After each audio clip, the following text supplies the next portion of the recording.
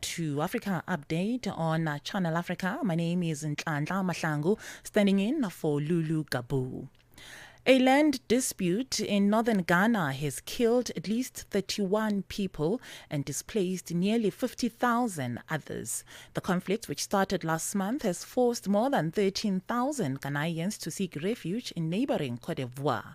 For more on this, we are joined on the line by our correspondent in Ghana, Mawena Egbeta. Eric, thank you so much for taking your time and joining us on Africa Update. A pleasure to be here as well. Tell us more about this land dispute. So what we know, quite interestingly, is that it's a small parcel of land where there are two feuding factions claiming ownership of this land. As to what caused the recent degeneration and the escalation of the conflicts to result in the displacement of over 50,000 people, that continues to remain unclear, quite strangely. But if you know northern Ghana very well, you know that it's been prone and susceptible to communal clashes over land disputes and chieftaincy. And so that's where a lot of people just believe that it is much of the same which has existed for quite a while, which has resurrected. There's been efforts in the initial stages when the dispute started in the Sola Tuna Kauba area. These are 3 towns and just a very small parcel of land, resulting in this dispute in the Savannah region of the country. That's the president's home region as well, and so there's been a directive from the president, amongst many other things, for all the security couples to find a solution to the matter.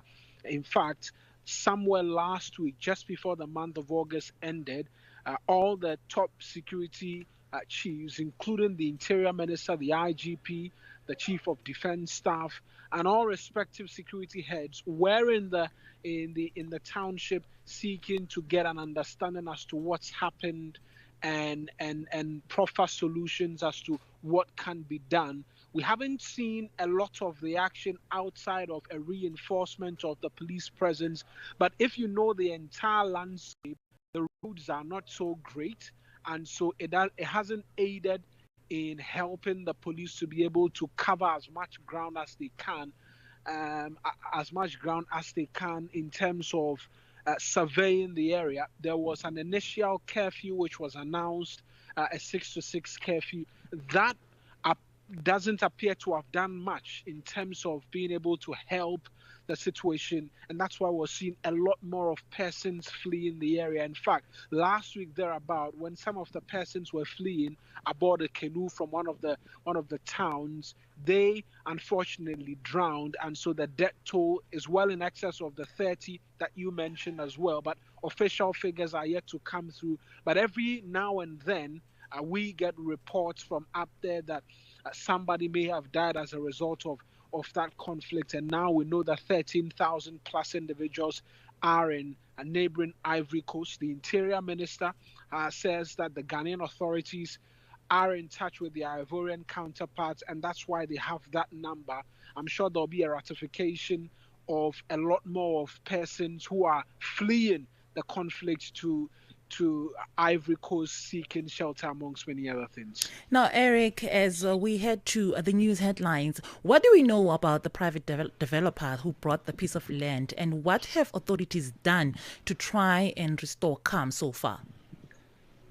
In terms of what has been done to restore calm, that has faced a lot of criticism, because the initial stages, what we know is that there was the reinforcement of the police service in that area. Over 100 men were taken to the area to enforce peace, amongst many other things.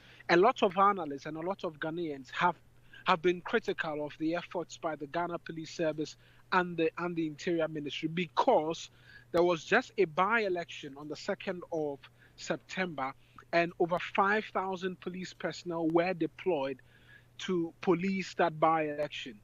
And so many are asking questions why similar numbers are not being taken to the area to restore peace if such a number can be deployed, and the heavy police artillery which was deployed to police a by-election cannot be taken then. So in terms of the effort, yes, some action has been taken, but that's coming under very heavy criticism, even though the security chiefs have gone there. On the developer and the actions, that has yet to take effect, because when that developer sought to take over the land, that's what resulted in all of this conflict, and we're seeing a lot of the dead. There hasn't been confirmation as to whether or not he is going or reneging on his commitment to proceed with his initial intention. Reason why perhaps we're continuing to have a lot more of the deaths and a lot more of the persons fleeing, because now there are a lot of fears of reprisal attack after one group had killed another is seeking to retaliate, amongst many other things. And so in terms of the efforts generally, a lot of people say enough has not been seen. Enough And has not been seen, Eric. Unfortunately, we've run out of time and we have to head over to the news desk now. But I really do thank you for taking your time and just giving us an update on this land dispute that has killed so many people in northern Ghana. Thank you so much for your time, Eric. You're welcome. That was our correspondent in Ghana, Eric Mawena Egbeta. It's now time for news headlines.